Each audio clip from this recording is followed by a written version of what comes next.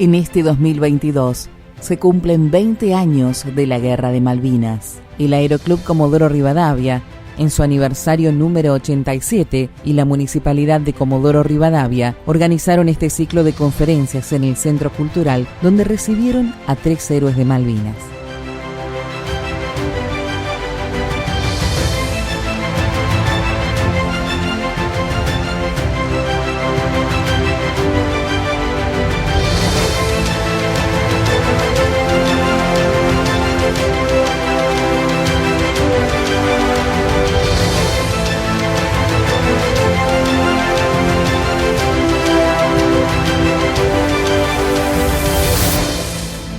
Uno de ellos es Guillermo Daniel Guerra, el capitán de navío retirado, quien desarrolló su carrera profesional en unidades de la aviación naval, operando principalmente helicópteros. Dentro de este componente de la Armada Argentina, entre otros cargos, cumplió las funciones de comandante de la primera cuadrilla aeronaval de helicópteros, director de la Escuela de Aviación Naval y comandante de la Fuerza Aeronaval número 2.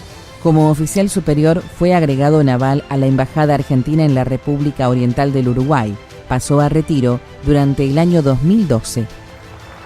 Vamos a compartir a continuación la conferencia que otorgó Guillermo Daniel Guerra. Hola. Ante todo, gracias por la participación y por la invitación que nos están dando la oportunidad de poder difundir un poco de las cosas que sucedieron en Malvinas.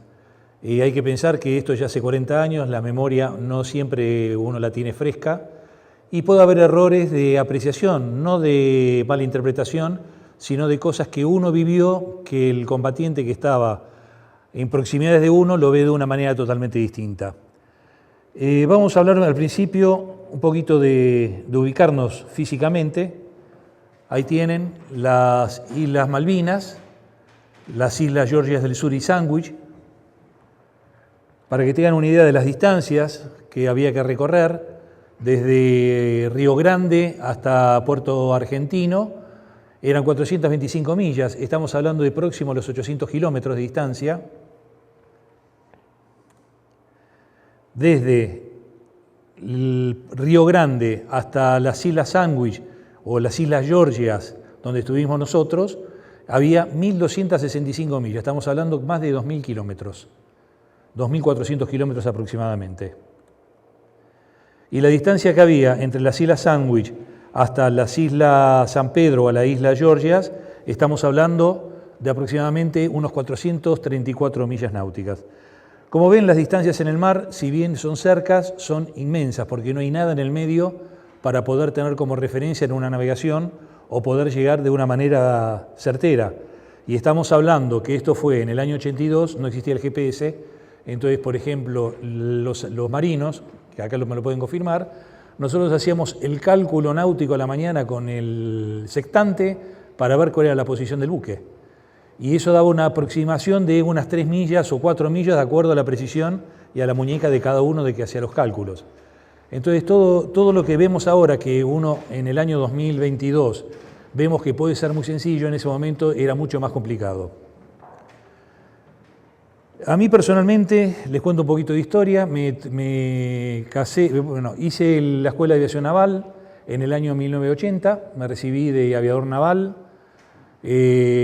por más que a muchos no les guste, hicimos un posgrado en helicópteros, hicimos un curso de helicópteros navales y terminé recibiéndome de comandante de aeronave para el mes de julio del año 1981. A partir de ese momento éramos 6 compañeros, que estábamos haciendo el mismo curso. 3 fueron a hacer un curso de montaña y nieve para ir a la Antártida y otros 3 nos dedicamos a estar con un helicóptero de guardia en la zona de Río Grande y en la zona de Ushuaia. Recordemos que en el 78 había sido la escalada con Chile y todavía había ciertos resguardos para poder tener una respuesta o un preposicionamiento en caso de que sea necesario. Por supuesto, cuando se decide la campaña antártica, los 2 que fuimos, ninguno de los dos hicimos el curso preantártico, así que fue un compañero mío que las circunstancias lo hicieron tomar el primer turno porque él se casaba el 3 de abril, entonces lo mandaron hasta el mes de enero y a mí de enero para adelante, que era la segunda campaña antártica. Los que conocen la Antártida pueden decir que es algo maravilloso, creo que es algo digno de vivirlo, digno de estar ahí. O sea, en un buque con calefacción, con comida, con agua caliente y demás. Pero es un paisaje hermoso, todos los días cambia, de la mañana a la tarde de acuerdo al reflejo del sol, son paisajes totalmente distintos y son apasionantes. Nosotros dentro de la campaña habíamos hecho, lo que me acuerdo, Petrel, Brown, San Martín, Giovanni, Decepción, todas bases en los distintos lugares de la península antártica con el buque Transporte Polar Bahía Paraíso. ¿Qué estábamos realizando en la campaña antártica? Es darle el apoyo a toda la gente que vive allá, que es un contingente bastante elevado, para llevarle víveres, combustibles, para que puedan perdurar 2 años. ¿Por qué 2 años? Porque si hay algún inconveniente y no pueden concurrir al primer año, llevarle los abastecimientos, sí pueden vivir 1 año más sin ningún inconveniente para poder hacerlo. Entonces siempre tiene un resguardo de 1 año de reserva dentro de cada una de las bases. Fuimos navegando tranquilos hasta que para los mediados de marzo nos tocó ir hasta las Islas Sandwich a hacer una base. Era la base Thule, es otra de las bases que estaban en conflicto con Reino Unido, y se estaba construyendo un apoyo de un hangar para precisamente guardar víveres perecederos. Para el 19 de marzo empieza una escalada, ya lo vamos a ver más adelante. Acá, bueno, les cuento la isla San Pedro, cómo está ubicada, y 2 puntos claves que son Puerto Leyte y Puerto Grytviken.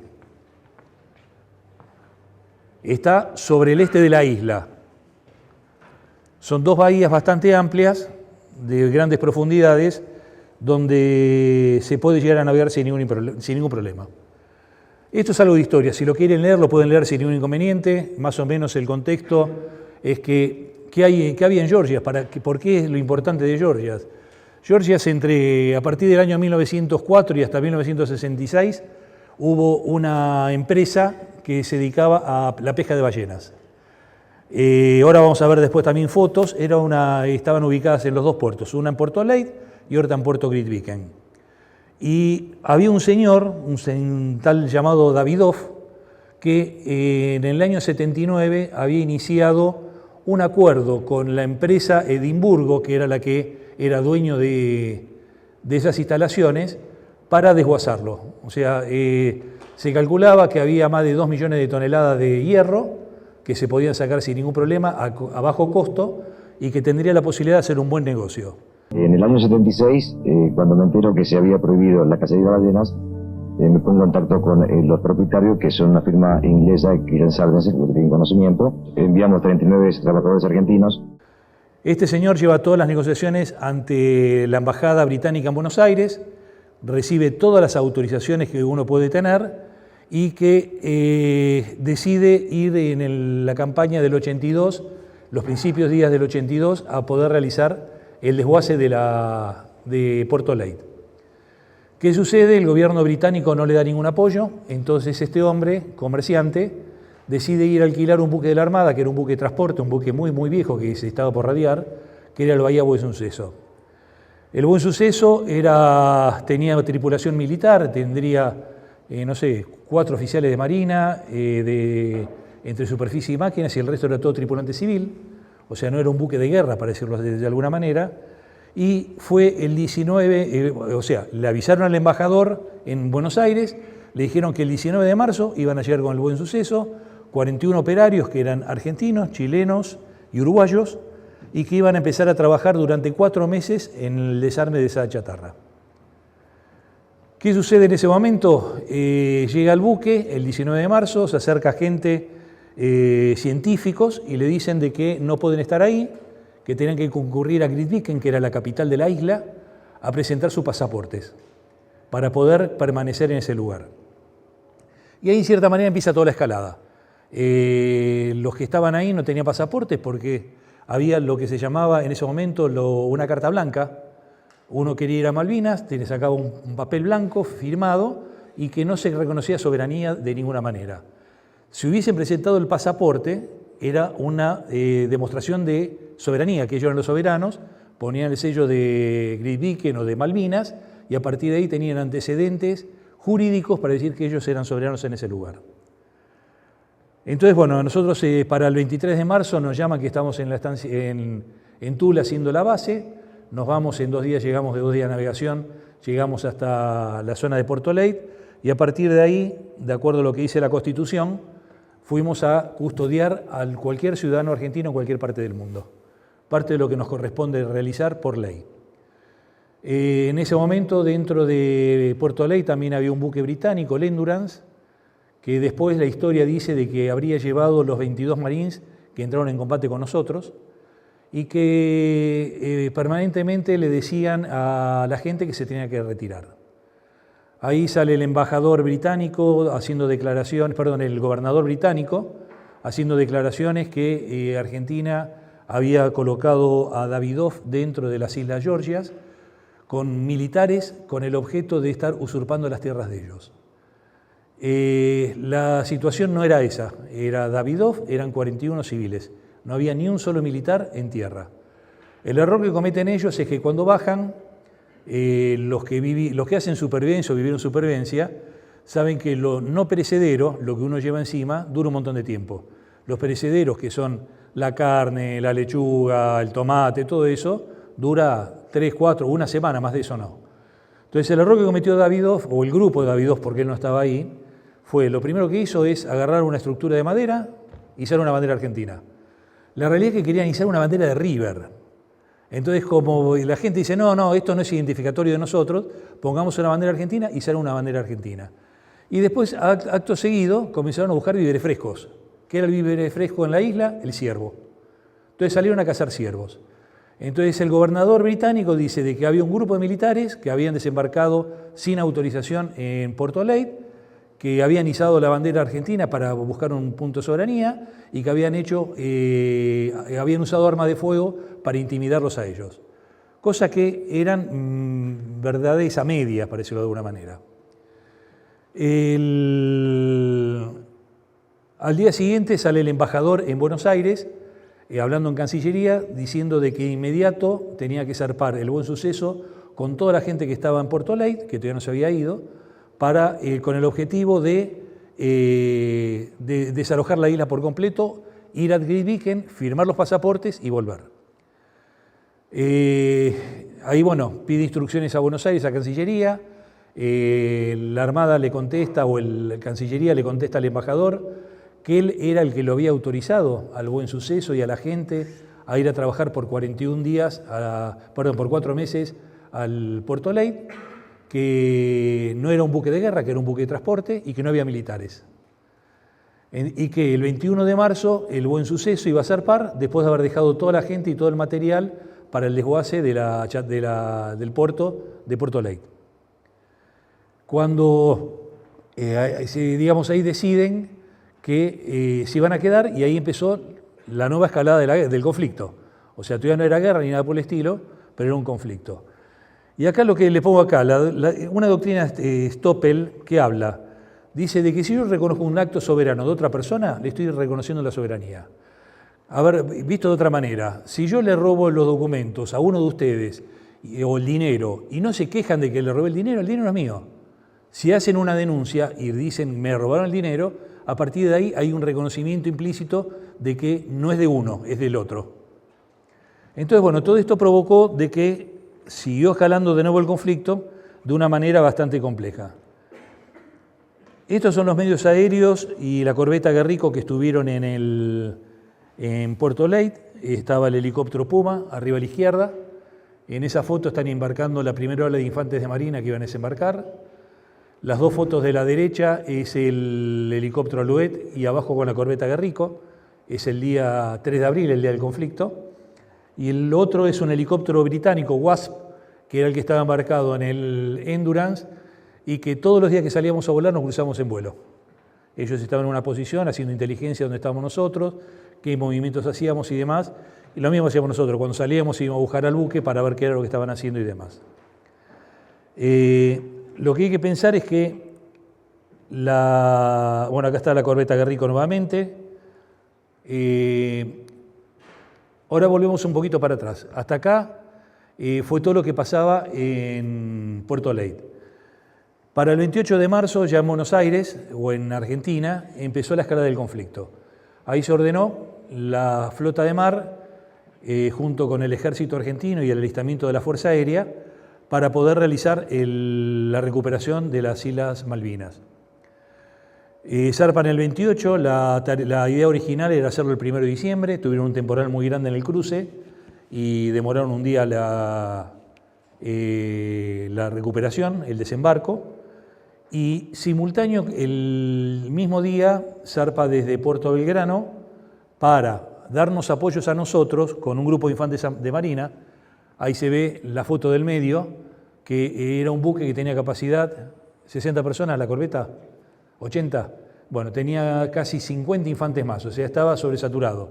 La gente dormía en el pasillo, la cocina no daba abasto, y encima tuvieron la mala suerte de que durante todo el cruce tuvieron un temporal muy fuerte que los demoró para llegar.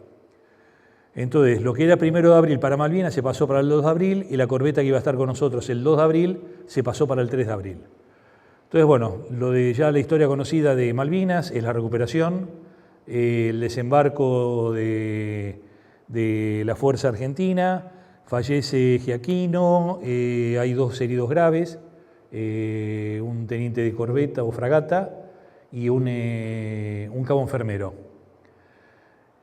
Cuando llegan acá a Puerto Leyte, la corbeta Guerrico, hacemos unos vuelos logísticos a la mañana de apoyo y ahí se recibe la orden de parte del comandante, una orden bastante improvisada porque no tuvimos tiempo de preaviso. Nosotros nos enteramos el 2 de abril que íbamos a recuperar las Islas de Georgias. Hasta ese momento no teníamos ninguna actividad prevista. Ahí deciden que el mismo 3 íbamos a empezar las tareas. Empezamos la planificación a las 6 de la mañana y a las 11 empezó el primer desembarco. Les cuento que ahí en estas fotos, en la primera de la izquierda, está la corbeta Guerrico llegando a la zona de Puerto Leyte. La segunda, cuando se amadrina es juntarse buque con buque para poder pasar los infantes de marina, el armamento que traían y nosotros le pasábamos combustible para poder regresar al continente. La tercera foto de arriba es el temporal que tuvo la Guerrico para cruzar. Nosotros en los buques tenemos algo que se llama libro verde. El libro verde son cosas que se comentan en el buque que nadie las cree. Si se corrobora que no es probable, tiene que pagar un copetín a todos los de la Cámara. Y en el libro verde ese día, para el 1 de abril, hubo uno que dice, estaba de guardia y vi pasar un pez por el puente. Un pez, porque las olas tapaban el puente del buque. Era el temporal enorme. Y la corbeta francesa eran muy marineras, pero tenían un gran movimiento. Era, digamos, muy difícil de maniobrar. Arriba, en esta chiquitita, se ve acá no sale. El Bahía Paraíso, allá abajo. Acá también el Bahía Paraíso en la corbeta La Guerrico y la corbeta Guerrico.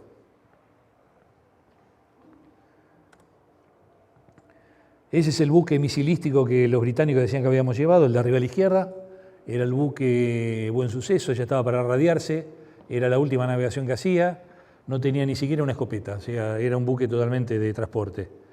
El buque Colorado de arriba es el Endurance, el buque antártico de ellos, y abajo era Puerto Leyte. Miren lo que era Puerto Leyte. Era una ciudad abandonada, no quedaba nada, no había nadie. Y Puerto Grytviken todavía era más grande que esto. Entonces, este señor Davidov vio un negocio enorme. Se tenía que desmantelar todo eso y llevárselo. Las distancias que hay entre Puerto Leyte y Puerto Grytviken, estamos hablando que son 30 kilómetros. O sea, es muy próximo entre un lugar al otro. Cuando embarcamos los infantes de marina a bordo del Bahía Paraíso, se decide dejar un grupo de rechazo, en caso de ser necesario, en Puerto Leyte, para evitar de que por tierra nos pudieran reconquistar otro puerto. Y el resto, con la corbeta Guerrico, los 2 helicópteros que estábamos embarcados y el Bahía Paraíso, nos fuimos hasta Puerto Grytviken para empezar el desembarco. Nuevamente esta foto, estábamos aterrizando ahí en el Bahía Paraíso y atrás estaba la corbeta Guerrico. Bueno, ahora vamos al desembarco propiamente dicho. Esto es en Grytviken. Ven acá toda la ciudad, había de todo. Tenían hospital, tenían registro civil, tenían capilla, tenían hotel, tenían de todo. Era una ciudad muy pequeña donde en la época que fuimos nosotros, en el 82, había únicamente 20 científicos que estaban investigando la isla y que se quería, digamos, ocupar soberanamente ese territorio. Bueno, ahora vamos directamente a lo que fue propiamente el desembarco. Teníamos entonces en situación todos los infantes en el Bahía Paraíso, teníamos a bordo del Bahía Paraíso un helicóptero Puma de ejército, teníamos el Alouette de la Armada y teníamos la corbeta Guerrico. Entonces se decide hacer 2 olas de helidesembarco para bajar los 40 infantes que había. En 2 olas de 15, olas significa el desembarco previamente dicho, llevar gente arriba del helicóptero, dejarlo en tierra y empezar su traslado dentro del territorio. Y los 10 restantes eran una tercera ola que estaba en caso de necesidad, que era el refuerzo. Ya en ese momento habíamos conseguido, por suerte, una MAG que nos habían traído los infantes de Marina. Hay que tener en cuenta que la Antártida no se puede llevar ningún armamento, está prohibido. Entonces no teníamos absolutamente nada. Entonces, bueno, nos llevaron una MAG y con eso empezamos para ver los lugares de aproximación, los posibles lugares de aterrizaje, para ver si se veía fuerzas enemigas y demás. No vimos nada, entonces ahí se decidió hacer el primer desembarco. El primer desembarco está en el Círculo Negro, donde va la primera sección, que es en la punta del muelle. No hubo ningún inconveniente, aterrizó el Puma ahí, bajaron los 15 infantes. Eran 2 secciones con una MAG para poder darle apoyo a la gente. Vuelve de nuevo al buque, nosotros con el Alouette le damos escolta al Puma de ejército. Vuelve nuevamente con otros 15 infantes de marina y para evitar que se hubiese reposicionado los infantes, los británicos, fuimos a otro lugar de aterrizaje, con la mala suerte que el lugar que elegimos de aterrizaje estaba a la vista de los británicos. De hecho, cuando nos aproximábamos los 2 helicópteros, el Alouette iba un poquito más adelante que el Puma de ejército. Nosotros en el Alouette vemos un splash de un morterazo que caía a menos de 10 metros de donde estábamos nosotros, y al Puma de ejército le dispararon con todo. No sé si son más de 100, más de 150, pero hay lugares donde uno veía las trazas del el agujero de entrada y el agujero de salida, y lo trazaba con un hilo y le daban el casco al piloto, por ejemplo. Se ve que el piloto al momento que vio los impactos tiró la cabeza para atrás y zafó. De hecho, tiene muchas averías, el helicóptero es frágil, o sea, se lo perfora de un lado al otro, es todo fibra de vidrio.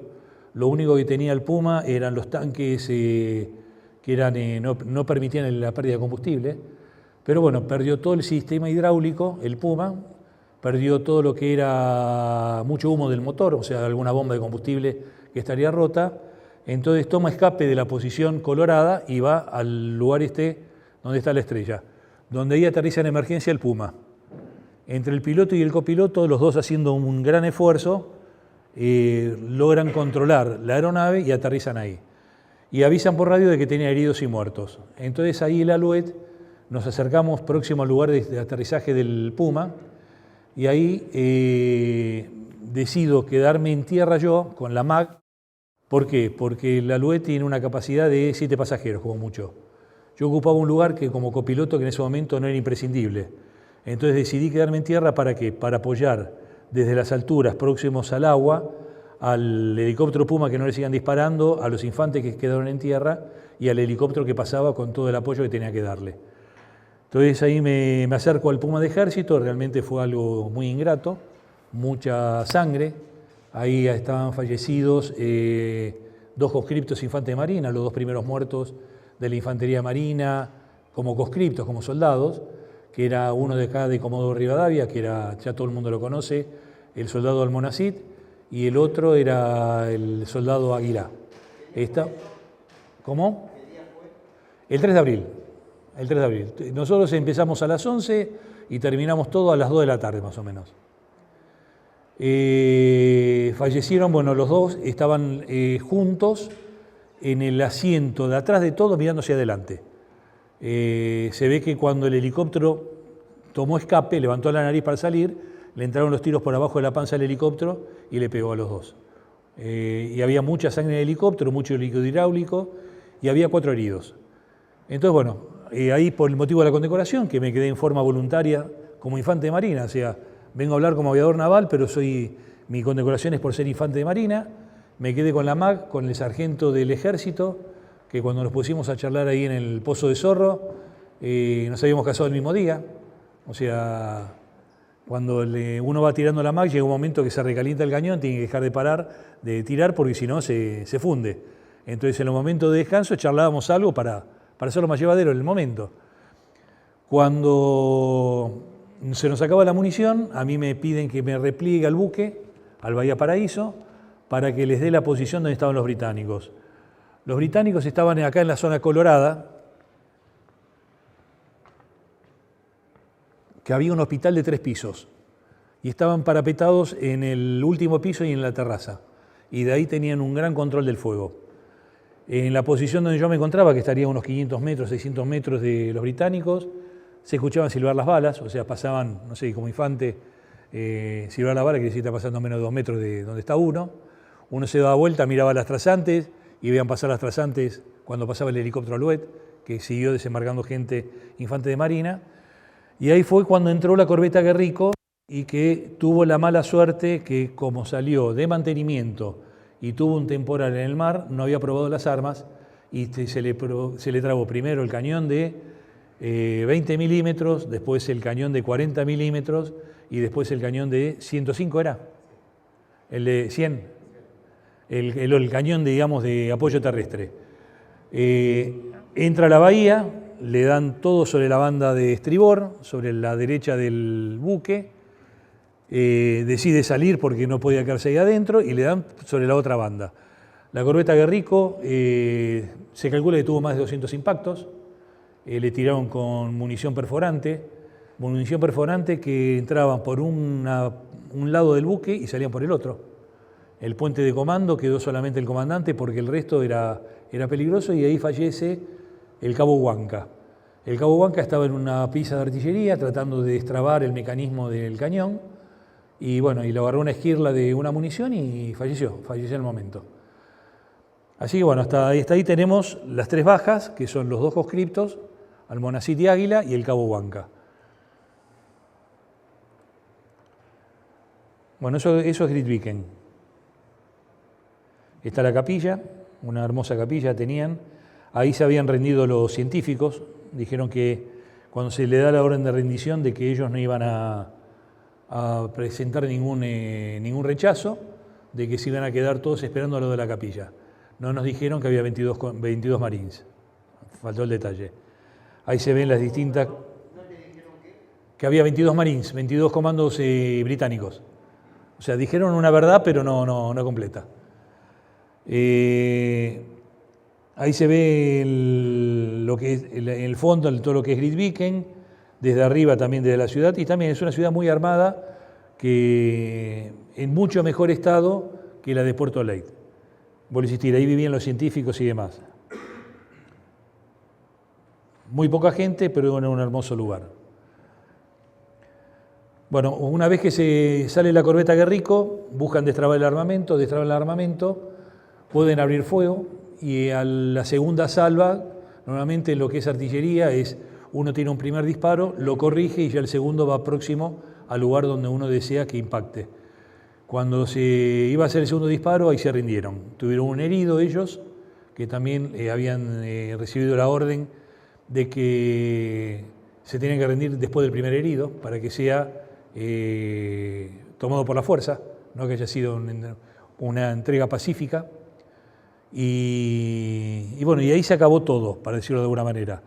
Empezamos toda la recuperación de los británicos, que se rindieron bien, de acuerdo a la Convención de Ginebra, sin armamento, con bandera blanca, humo blanco. Los ingleses cumplieron con todas las normativas que correspondían y nosotros comenzamos a recuperarlos. Oh sorpresa, cuando empezamos a recuperarlos nos dimos cuenta que donde habíamos dejado la primera ola de desembarco estaba minado el campo.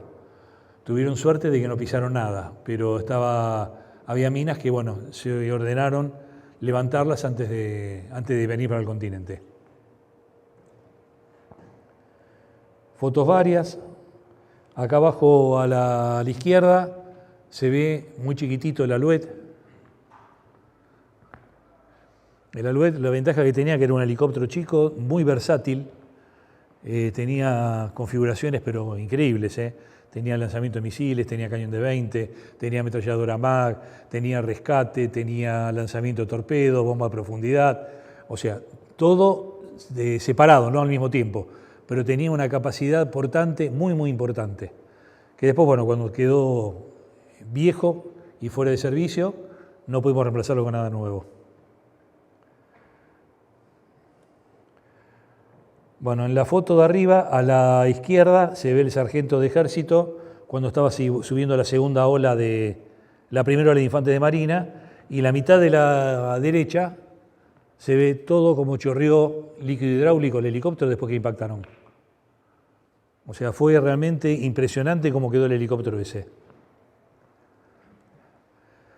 No sé si conocen el helicóptero Puma, es un helicóptero muy grande, tiene una capacidad portante de hasta 20 pasajeros, 15 con armamento completo. Este helicóptero es el que se perdió, es el Alfa Eco 504, este quedó ahí en Georgias. Acá el Alouette, después que yo me quedé en tierra, bajando los heridos, que los iban evacuando de uno por vez y los iban llevando a bordo del Bahía Paraíso. Acá se ve muy chiquitito flameando la bandera argentina. ¿Los heridos se recuperaron satisfactoriamente? Tuvimos 3 fallecidos. Los otros heridos tuvieron consecuencias dispersas. Uno, un guardia marina, perdió un ojo, o sea, le entró o sea, tuvimos la suerte de que a bordo del buque, como era campaña antártica, teníamos un médico emergentólogo. O sea, operaba de lo que sea. No era ni de paredes blandas, ni cardíaco, ni neurocirujano, ni nada. Lo que venía operaba. Y también había un anestesiólogo a bordo. Entonces pudo atender a toda la gente. Bueno, el más grave fue este Pincitore, que le entró un tiro en la cabeza, perdió el ojo y le pudieron sacar la munición. Quedó bien, todavía vive. Después había un cabo segundo que estaba cumpliendo en la Guerrico las funciones del cañón de 20 milímetros, que tuvo 7 tiros en el abdomen. También lo operaron y salió perfecto. Después hubo los conscriptos del batallón que estaban a bordo del Puma, uno que tuvo un tiro que le entró por la nalga, con entrada y salida, así que ese no era tan conflictivo, pero bueno, perdió sangre y demás. Y después, bueno, el resto, pero digamos, fueron todos recuperables. Lo más complicado es que fue el cabo que no me acuerdo el apellido en este momento, ¿alguno de ustedes se acuerdan? No. Que lo bajamos en Río Grande, junto con el británico herido, que tenía una herida en el brazo, y junto con Pincitore, con el guardia marina que había perdido el ojo. Esos 3, cuando vinimos al continente, primero tocamos Río Grande, lo bajamos con el Alouette, lo dejamos en tierra, para que lo evacúen con avión a centros de alta complejidad, y después los 3 fallecidos continuamos la navegación hasta Puerto Deseado, donde en Puerto Deseado dejamos los 3 fallecidos. Hicimos el desembarco ahí. Bueno, ahí se ve la bandera argentina en las 2 fotos, izadas en Grytviken, acá y acá. Fue un momento histórico para nosotros haber podido recuperar con bajas, pero pudimos recuperar. Estos eran los 22 Marines. Para que tengan una idea, yo antes era flaco y joven. El más chico de ellos, que era el teniente de corbeta que estaba a cargo, me sacaba media cabeza y tenía una espalda de rugbyer. Y era el más chico de ellos. Eran todos fuerzas especiales y tenían armamento de última generación y todo descartable. Tenían lanzacohetes descartables, tenían morteros descartables, tenían fusiles con munición perforante, tenían todo lo que podían tener para poder estar en el conflicto. Y ahí esa foto está sacado en el muelle donde desembarcamos el primer grupo de infantes. Una pregunta. Sí. ¿Este grupo de comando, en qué momento había ido? Cuando el 19 de marzo empieza a desembarcar el Buen Suceso, los chatarreros, ahí el gobernador de Malvinas mandó al Endurance con los 22 Marines, previendo de que podía pasar algo. Eran de la dotación de Malvinas, sí. Hay una realidad, vamos a decir las cosas como son. Desde el punto de vista de inteligencia británico, sabían que la Armada Argentina iba a poner un grupo de 21 hombres en las Islas Georgias para estudiar toda la campaña 82, permanecer todo el 82 en Georgias para ver los movimientos, las playas, para posibles desembarcos y demás. Estaban preparando un desembarco a futuro, que era un grupo de comandos anfibios y buzos tácticos. Los británicos por inteligencia sabían eso, entonces pensaron que los chatarreros realmente eran británicos, eran militares. Entonces por eso ellos lo que piden, no la tarjeta blanca, porque la tarjeta blanca la hacíamos nosotros acá en arriba del escritorio, ellos piden el pasaporte, un documento oficial que diga quién es cada una de esas personas. Entonces ahí empieza todo lo que, por un lado inteligencia decía que iba a pasar, y por otro lado le equivocaron de día, porque si hubiesen ido 2 meses más tarde encontraban los infantes de marina ahí, los comandos, porque los íbamos a dejar a la vuelta de Thule, o sea, los íbamos a dejar para el mediados de abril, que tenían contenedor para vivir, les llevamos víveres, les llevamos todo. Se equivocaron de fecha, lo único. O sea, supieron de la misión, pero no se le erraron en el momento indicado. Como hoy hablaba con varios acá está el Puma de Ejército. Una vez que quedó derribado no se pudo poner en marcha, era imposible. Entonces se bajó con el grupo de mecánicos de mantenimiento para sacarle todo lo que podía ser posible para poder reusado, somos argentinos, en otra aeronave. O sea, el horizonte artificial, las bombas de combustible, todo lo que no estaba averiado para tratar de que sirvan como repuesto para otras aeronaves. Lo que decía antes, acá falleció Giaquino el día 2 de abril, era infante de marina, comando anfibio, y el 3 de abril fallecieron Almonacid, Huanca y Aguilá. Desde el punto de vista sangriento fue mucho peor lo que nos pasó en Georgias que lo que sucedió realmente en Malvinas. Está bien que en Malvinas estaba el gobernador y había, una sorpresa. Nosotros la sorpresa la perdimos, llegamos un día más tarde. Entonces ellos ya estaban preparados para un desembarco que podía existir. Entonces cuando ya la tropa está avisada, es mucho más difícil tratar de poder hacerlo. Para comentar, el piloto del helicóptero, el teniente de navío Buzón, que lo condecoraron con honor al valor en combate, que es la de la primera a la izquierda. El segundo soy yo, que es lo que comentó Verónica, y el mecánico que estaba con nosotros, que era mecánico y artillero, el suboficial Gatti, también recibió la condecoración honor al valor en combate. Fuimos los únicos 3 helicópteristas de la primera helicóptero que recibimos condecoraciones.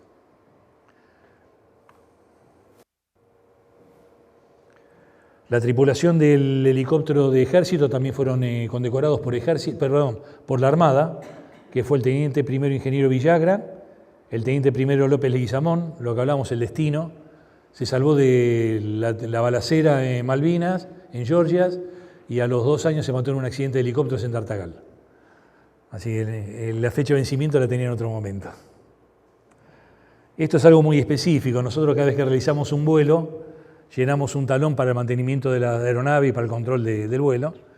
Este es el único talón que tiene la primera de helicópteros que dice que estuvo en combate real. Por eso nosotros mantenemos siempre de que junto con el Puma de Ejército fuimos el bautismo de fuego de la aviación naval y del Ejército argentino. O sea, estuvimos realmente bajo fuego y fue el primer acto de guerra. Acá tiene la marcha de Malvinas, si alguien la quiere cantar, no hay problema. Estoy dispuesto a lo que quieran preguntar. La guerra siguió, estamos hablando de que nosotros volvimos al continente el 8 de abril, tuve 48 horas de licencia, que fui a mi casa, que recién me había casado, estaba en Bahía Blanca, me volví a embarcar en el Bahía Paraíso, ahora ya transformado en buque hospital, que significaba que tenía pintado todo el casco de blanco y las cruces rojas, que no cumplíamos con todo lo que dice la Convención de Ginebra porque no teníamos una radiobaliza que nos identificaba como buque hospital, ni teníamos un sonar que nos identifica como buque hospital, o sea, los riesgos teníamos todavía candentes que podía suceder algún conflicto con algún buque británico. Cuando me embarco en la segunda etapa del buque Bahía Paraíso fue el hundimiento del crucero. El crucero General Belgrano lo hunde el 2 de mayo, nosotros a partir del 3 a la mañana llegamos a la zona y realmente fue algo muy doloroso, muy feo. Muchas balsas vacías, muchas balsas con gente que había fallecido por hipotermia, muchos quemados, muchos amputados, y todos terminaron en el buque nuestro, que era el buque hospital, que en ese momento lo habían convertido muy bien, creo que tenía 6 o 7 quirófanos, tenía banco de sangre, tenía terapia intensiva, terapia intermedia, se había hecho un hospital realmente importante. Y después, bueno, cuando regresamos del crucero General Belgrano, a mí me tocó prepararme para cruzar a Malvinas con un Hércules que nos iba a llevar de la Fuerza Aérea, que fue el que fue derribado, para con misiles tratar de darle el apoyo final en la zona del avance británico. Que bueno, como lo derribaron al Hércules, no tuvimos la oportunidad de cruzar. Y se estudió de cruzarlo en vuelo y era una maniobra muy difícil y muy altamente probable que no se pudiese cumplir. Teníamos que cruzar 2 helicópteros hasta la mitad de la pierna entre el continente y Malvinas, encontrarnos con un buque, que vuelvo a insistir, no había ni señal, no había GPS, no había nada, encontrarnos con el buque, hacer combustible, saltar a Soledad, a lo que estaban en la base donde estaba Pucaré y Mentor, en Borbón, llegar a Borbón y de Borbón saltar a Malvinas. En los 2 lugares donde teníamos que aterrizar llevamos con menos de 10 minutos de combustible, o sea, teníamos un poco de viento y no llegamos nunca. Entonces se decidió no cruzar. Y a mí me agarró, también me dieron franco el 12 de junio, me dijeron tiene 48 horas y me agarró la rendición en Buenos Aires, cuando estaba el Papa en Buenos Aires. Así, bueno, tenía 24 años, mi señora había quedado embarazada antes de la guerra y perdió el embarazo durante la guerra, o sea, todo por el estrés, lo que decía el médico. De hecho, después tuvimos 5 hijos, así que no hicimos ningún tratamiento ni nada por el estilo y todo siguió adelante. Tuve miedo, realmente, varias veces tuve miedo en la guerra, porque no sabe cuándo uno va a ser el último minuto de la vida, en qué momento nos van a derribar, en qué momento van a hundir el buque, en qué momento nos puede pasar algo, lamentablemente. Pero bueno, gracias a Dios nos salió todo bien y tuvimos la oportunidad de volver. Hubo 632 en las islas que quedaron, entre las islas y el crucero General Belgrano, y hubo otros 17 acá en el continente que murieron a causa de la guerra, que son los 649 muertos de la Guerra de Malvinas. ¿Quieren preguntar algo?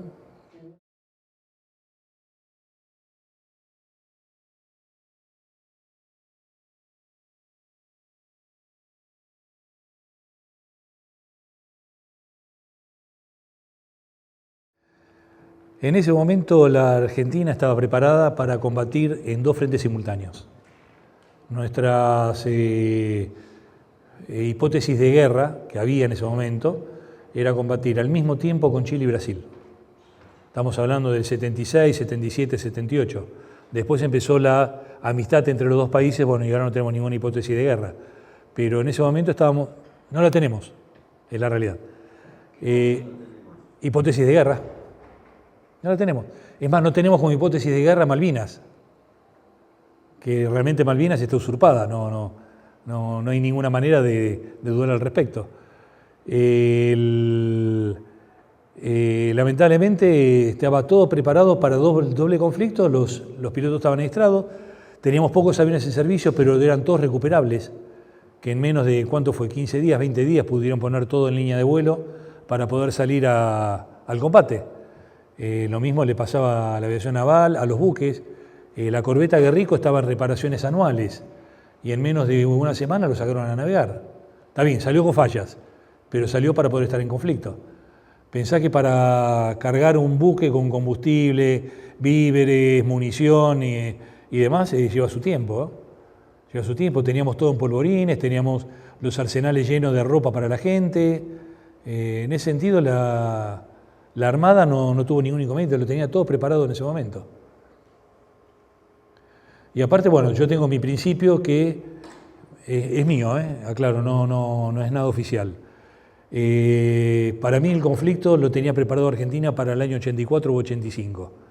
Por eso llevamos el grupo que se llama Grupo Alfa a las Islas Georgias, a la isla San Pedro, para que empiece a estudiar cuáles eran los movimientos en la isla, los posibles lugares de desembarco, la gente que había anualmente que iban con veleros y demás, para tener una idea de qué era lo que estaba pasando, que eso se desconocía. Si estamos haciendo el estudio del terreno previo a un desembarco, eso llevó 1 o 2 años, no es algo de 10 minutos. Después la aviación naval, en ese momento habló por mi parte, la aviación naval en ese momento habían llegado 5 supretandar de 12, que los otros 12 llegaban en el año 83, fines del 82 y comienzo del 83. Teníamos 5 misiles AM-39, el Exocet que hundió a la Sheffield, que hundió a la Atlantic Conveyor y que averió al Invencible. Para el año 83 íbamos a tener más de 50 misiles. Teníamos comprado 4 destructores MECO 360, que son los destructores alemanes que todavía están en servicio, que tenía capacidad de lanzamiento tras horizonte de los misiles con helicópteros, y tenía comprado para cada uno de los buques 2 helicópteros Lynx de última generación. Teníamos comprado las 6 corbetas a 140, las que todavía están en servicio, la Espora, la Parker, la Granville, la Parker, Espora, la Robinson, la Gómez Roca. Teníamos todo eso comprado para que llegue acá en el año 85. O sea, en resumen, íbamos a tener casi 7 supretandar más, íbamos a tener casi 45 misiles más, íbamos a tener helicópteros, 2 por cada uno de los elementos, íbamos a tener más de 20 helicópteros de última generación, que eran antisubmarinos y que eran antisuperficie, que son los que usaron los británicos contra nosotros. Teníamos en ese momento el destructor Santísima Trinidad y el Hércules, que eran destructores nuevos, que tenía el famoso radar de búsqueda de detección temprana, el 962, que tenía un alcance casi de 600 kilómetros para detectar aviones en altura. Entonces, si vos me preguntás, yo creo que por el lado de la Armada estaba todo preparado para más adelante. ¿Qué pasó? Surge esto de inteligencia británica, ellos asumen de que era así, que eran militares, y ahí empezó lamentablemente la escalada. Nosotros caímos, nos mojaron la oreja y saltamos. De hecho, vuelvo a insistir, hasta el 28 de marzo ningún buque sabía que tenía que zarpar. No hubo ningún alistamiento previo. La Armada resplegó su buque porque no tenía capacidad antisubmarina. Lo que nos mantuvo en zonas de poca profundidad para poder hacerlo. Pese a eso, hubo muchos buques que navegaron en la zona de... O sea, no el portaaviones, no los destructores, pero el resto hubo muchos avisos, unidades de mediano y bajo porte, los de reaprovisionamiento de combustible, todos siguieron navegando. El tema más importante era que no había manera de tener guerra antisubmarina. Y ya ellos tenían una decisión que el crucero General Belgrano lo hunden fuera de la zona que ellos habían declarado como zona de exclusión. Que no es ningún delito ni nada por el estilo. O sea, si vos me preguntás, para mí hubiese sido lo mejor de la guerra conseguir 10 buzos tácticos, meterle bombas a los buques en Gran Bretaña, hundirlos a todos y que no vengan. 0 muertos, no tienen buques, se acaba la guerra. No sé, por lo menos a mí me enseñaron como militar es que yo no persigo matar gente, yo persigo inhabilitar medios. ¿Qué significa? Cuando yo disparo, por ejemplo, contra un avión para derribarlo, yo lo que quiero es que no le funcione el motor y que el piloto se pueda eyectar. Total, el piloto después lo agarra como prisionero y de acuerdo a la Convención de Ginebra no puede venir a combatir de nuevo. Entonces no lo quiero matar, lo que quiero es inutilizarlo para que continúe la guerra. Lo mismo el infante de marina, yo lo que busco es que el hombre o se rinda o que tenga una herida leve para que lo podamos recuperar y no pueda volver a entrar en el conflicto. El desembarco de Malvinas se venía pensando desde el año 74, 70, por ahí. O sea, ya era un planeamiento sin fecha de ejecución, pero cuál era la mejor manera de poder realizarlo. Y una de las posibilidades era hacer combate detrás de las líneas enemigas. Le damos un fuerte aplauso en